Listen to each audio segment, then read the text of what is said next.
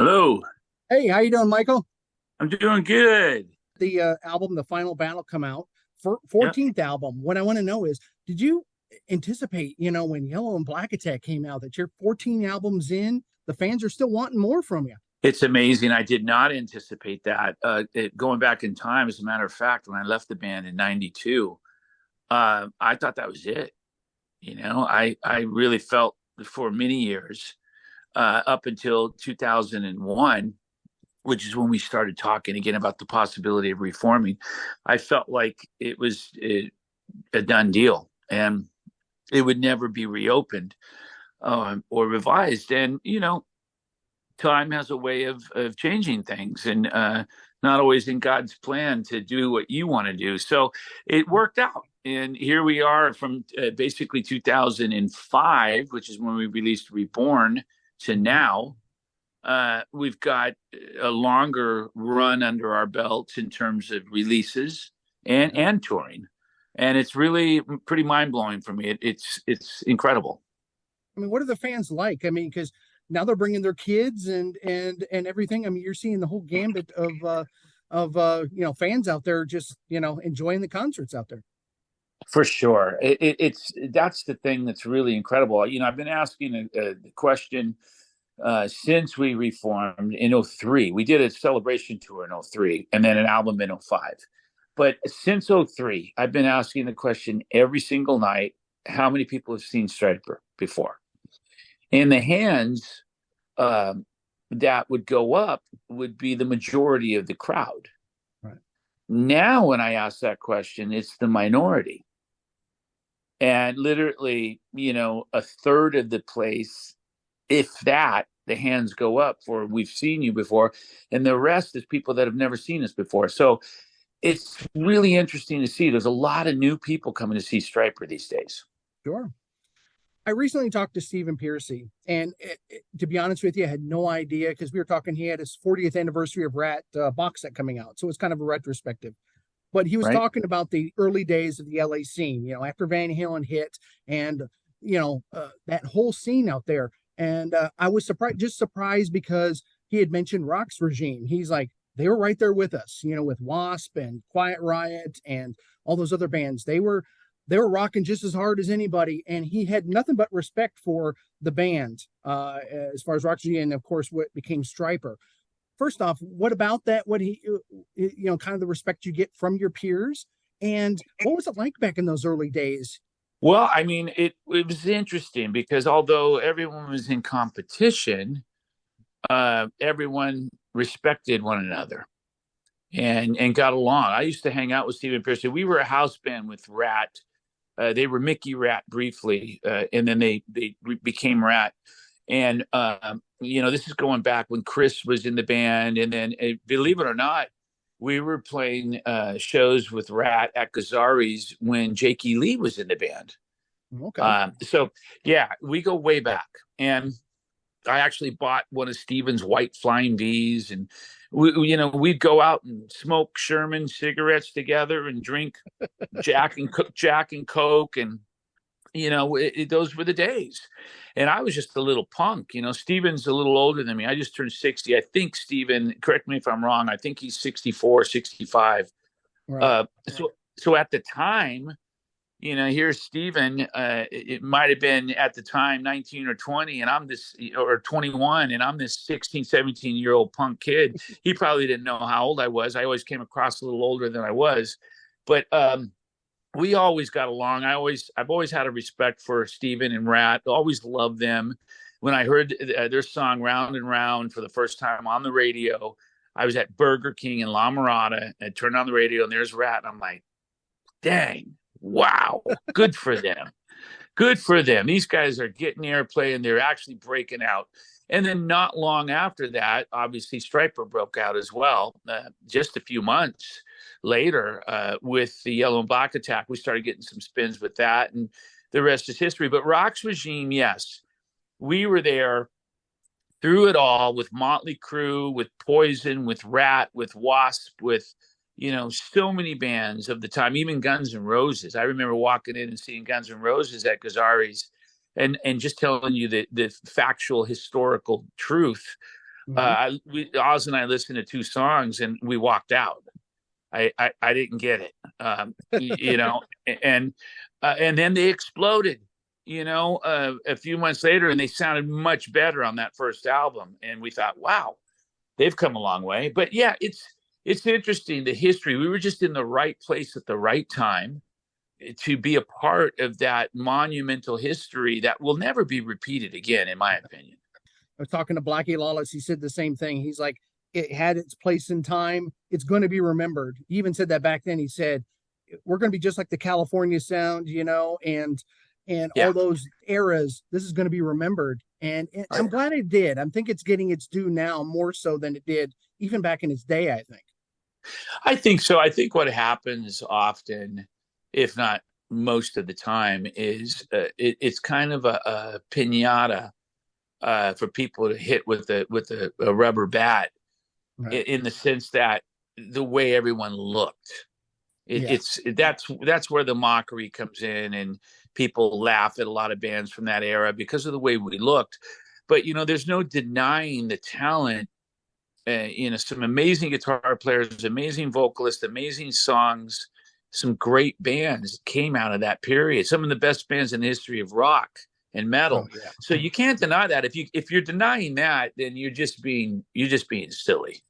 I mean that era. I grew up in it.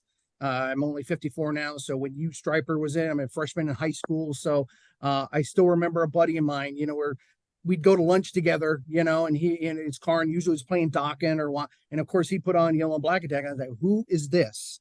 And I think everybody did because of the power in your voice and the power between the guitars between you and Oz and just the whole band. And I was extremely jealous of Robert because at the time I was a hack drummer and I couldn't believe the the kid he had, just the sound that he was making. But the whole band, the sound that you were making was definitely, can you say it had inspirations from elsewhere? Sure, but you hadn't heard bands like that, especially with your voice. You were I tell definitely you what. right there with Rob Halford. You're right up there with him. Oh man, well, thank you. Rob was a huge influence of mine and is to this day. And I listen to Rob a lot to try to, improve my voice and become a better Yeah, singer. But back in the day, I think what's really interesting about Stryper, obviously, not only the message and the lyrics, but musically, we don't really sound like any other band. no, And there are quite a few bands from that era that did sound like other bands, and we didn't. And I think the reason for that is we would listen to Priest and Maiden in the garage while we were painting everything yellow and black. And mm-hmm. then after that was done, we'd put on Journey and Loverboy. Yeah, And we listened to everything. It's not like a lot of bands gravitate to one or two bands, and they learn from those bands and they take on a sound that's similar to those bands. They're influenced by them. We were influenced by everyone. We love the Beach Boys. We'd put Beach Boys on, Queen, Thin Lizzy, Bad Company, Creedence Clearwater Revival, oh, the yeah. Bee Gees. I mean, we just listened to everything, and I think it influenced us vocally, musically, in so many ways. And you kind of hear bits and pieces of little things like that from Yeah. different bands in Stryper's music. Yeah, yeah. Like I said, you could take little bits, but you definitely had a sound of your own.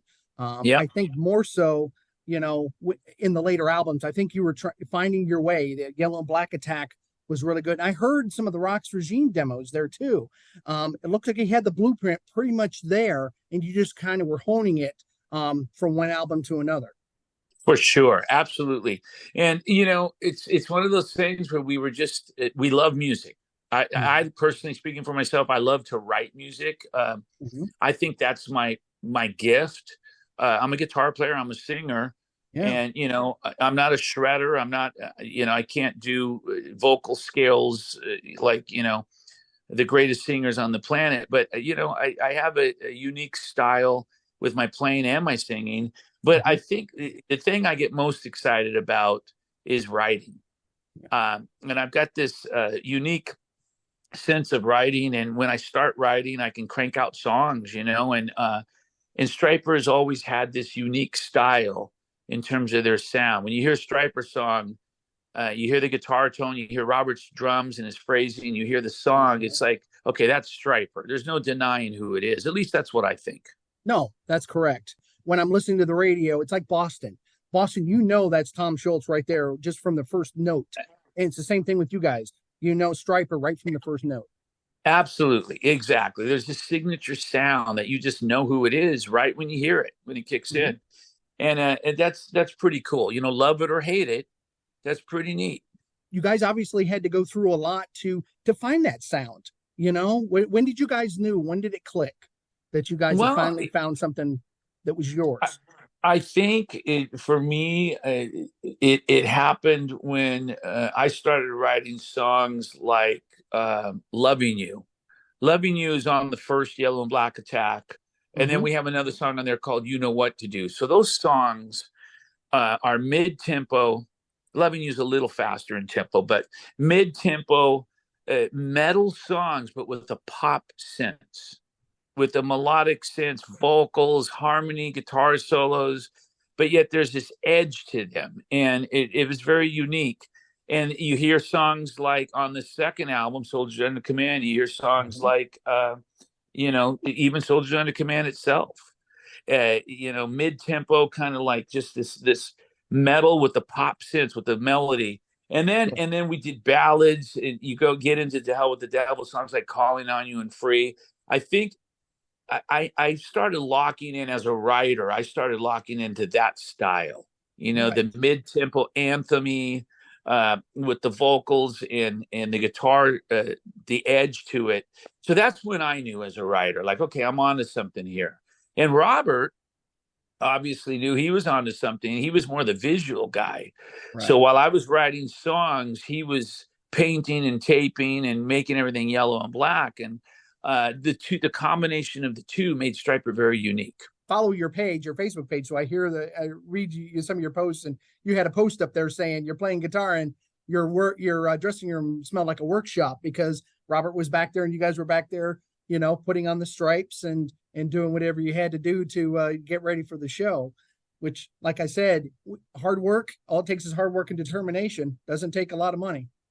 100%, 100%. And we didn't have any money, but we Right. found a way to make it work. We couldn't afford to go buy new guitar cabinets, so we built them.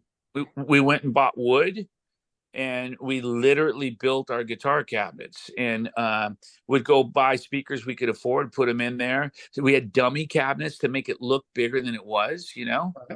And we'd walk into these places and we'd have 3 or 4 stacks on each side, and people would say, "Man, where'd you guys get all this gear?" It's like, well, so it was very interesting. But yeah, it was hard work. And every time you'd walk in our garage, our studio, our rehearsal room, it smelled like paint or varnish or like a workshop, because we were the minute we were done rehearsing, we'd start painting. Well, Eddie Van Halen did the same thing with his guitars. That's how he built Frankenstein and all those guitars.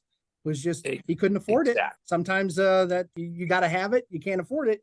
You got to invent it. You make it work. You make it work. You figure out a way with the determination. And if you don't, then you're gonna fall. Fall at the hands of everyone else, kind of taking over and Sure. beating you in the race. So you got to really fight for that. If you want to win, you got to work really extra hard. The early bird gets the worm. All those silly cliche sayings apply, and you have to make it work, or it's not going to. Well, let me ask you about those early days. And obviously, there was that point in time where you went from Rock's Machine to Stryper. You embraced your Christianity faith. But what I want to ask is, that must have been difficult trying to get a record deal. And of course, MTV.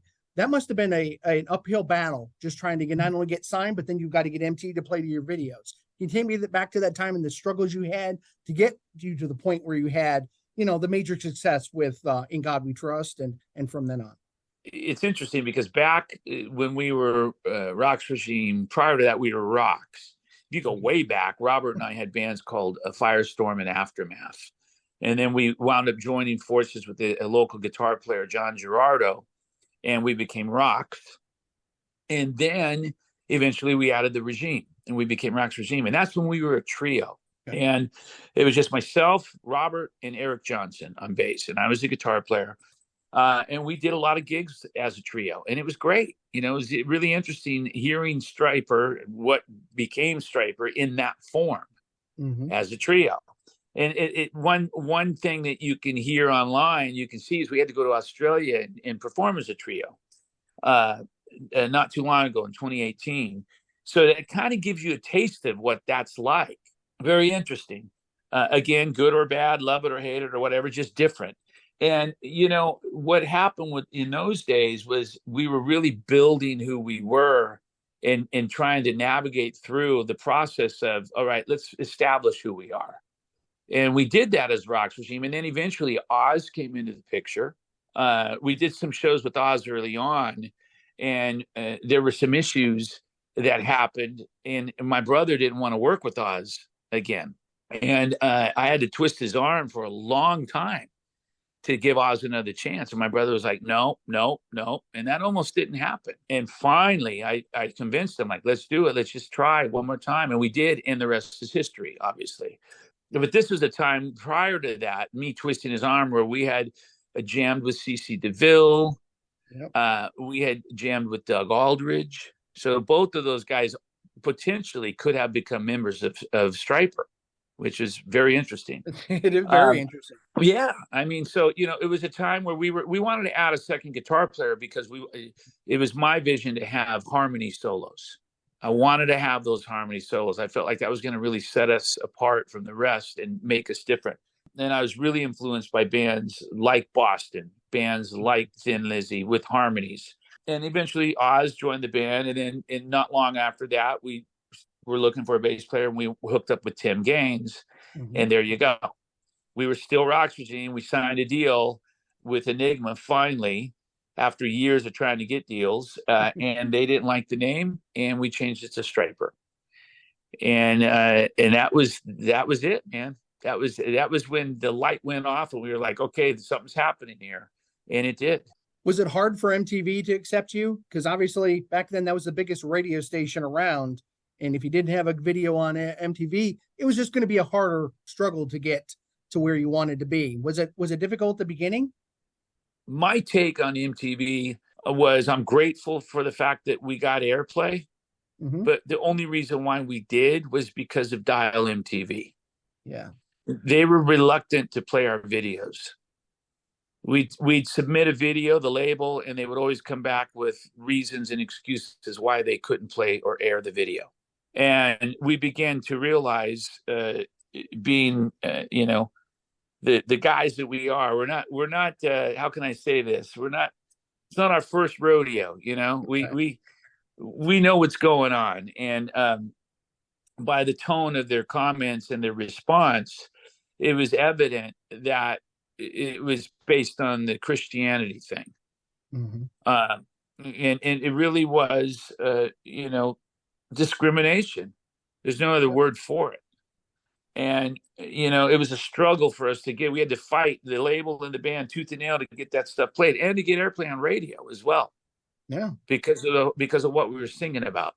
And eventually they started Dial MTV, and then they were forced to play us because all of our fans called in and drove them crazy, and they had to play us. And then once they started playing us, we went to #1. So at that point in time, I would love to have been a fly on the wall to see the executive faces of these guys. It must have been hilarious.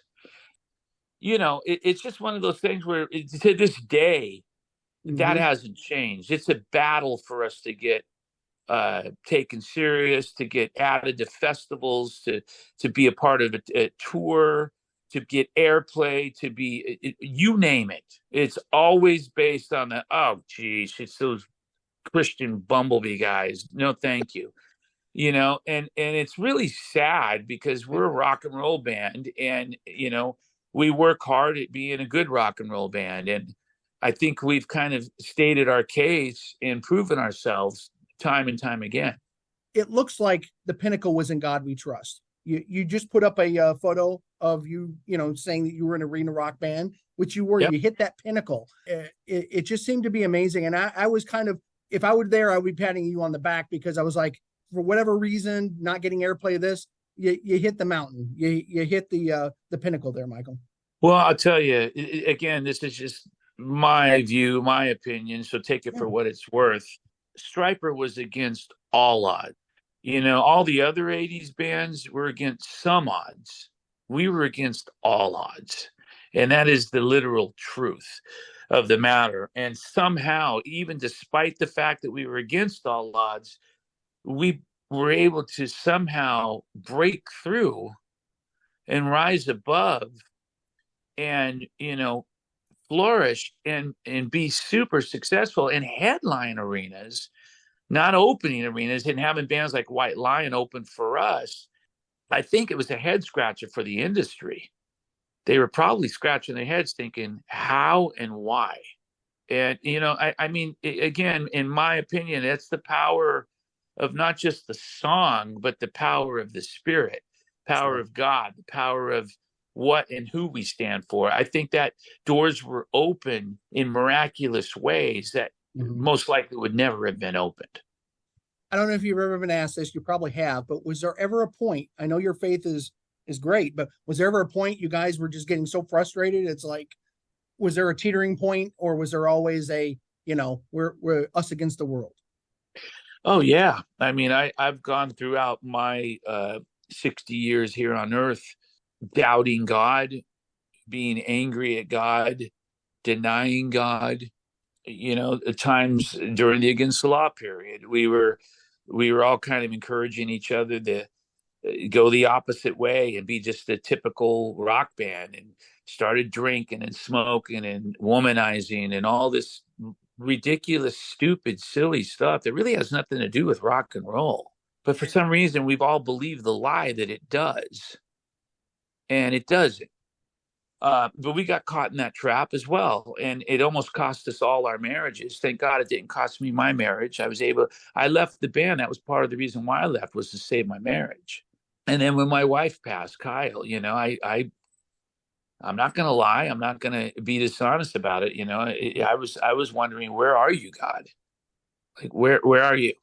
And it's I think that's a struggle any person of faith goes through. But thank God I haven't lost my faith. I've always retained my faith somehow, some way, and I have a stronger and deeper faith today because of it. Last one I want to talk about is the documentary. I was really surprised, first off, when I saw that you're doing it. I was wondering why Behind the Music never did you guys anyway, because I thought with all the bands they're doing, Stryper was one of those. You got to do one on them. They're is about as unique as anybody in there. But of course, that didn't happen. But what did you think when the fans rallied and not only met your goal but surpassed it, more than doubled it? Completely mind blowing. And as a matter of fact, and I say this humbly, we hold a record at Kickstarter for the type of project that it was, and the time that amount of money was raised. It beat out all other records, and they were blown away by it, and we all were. Very surprising. And I had a feeling it would do well, but I didn't know it would do that well. But that just shows you the power and the support of the Stryper fan base. It's incredible. Kiss claims they have the best fans in the world. That's baloney, complete baloney, because Stryper does. But it's taken a long time for us to get that off the ground. Yeah. We've got the money, and we've been talking to people to help us get it done. A team, producer, director, and what's happened is we've said let's move forward with the team, and then it doesn't work out. They go somewhere else, and they got something else to do, and it's just been a really difficult task. But we're finally talking to a team that we really like. It looks like it's going to become reality very soon, and once we start the process, it's going to go really fast. And within a year, we'll have everything filmed. We got the 40-year anniversary coming up next year, so we're going to do a lot of filming during that, and we're going to have ourselves a documentary, and sooner than later. So it's exciting, and when it does come out, I think it's going to be really exceptionally unique and very powerful. And we're hoping that it changes lives, because that's what it's got to be about. Not just a typical behind the scenes cliche rock doc, but something that can actually change lives and inspire people. That is excellent. Like I said, I'm. This was one of my. I don't like to put fandom up there, but it was a bucket list. I've always wanted to talk to you just because of. I don't think Stryper got enough press even back in the day. Let alone I'm able to do my part and kind of get the message that Stryper's still around. You guys are still kicking ass. Pardon my language, but No, I'm no, glad no, man. you guys I use the old ass word on occasion myself. Don't worry about it. but But I'm just thankful for that. well, man, look, we are too. We really are. I mean that from the bottom of my heart. And because of people like yourself, we're here. And we've made some noise over the years, and we're grateful. And we're not done. Lord willing, we still got some fuel in the tank, as they say. And we're getting ready to start on a new album next year, a big tour Mm-hmm. next year, and then who knows what happens after that. But I hope my goal is to make it to that 21 album number. Uh, Wow. and we're at 14 now studio albums, so we've Mm-hmm. got another 7 albums to go. That if you do that every 2 years, one album every 2 years, that's 14 years. I'm 60 now, so it's doable. uh, Look at you Mick know Jagger. Come on, Michael. Look at Mick Jagger. If he can do it, you can do it. exactly. No question about it. And that would be a dream of mine. And I just got to stay healthy and stay alive, and if God lets that happen, we'll be able to pull it off. I had one person ask, did you guys ever film any of your concerts, like back in the day? Like let alone, maybe in the In God We Trust time, or maybe even earlier, that they're We asking, did. man, I'd love to see We one of those earlier concerts, or even back in the, when you were a headlining act, in the arenas, if you ever were thinking about releasing anything like that. We sure did. The question is, how's the quality, the audio and the video?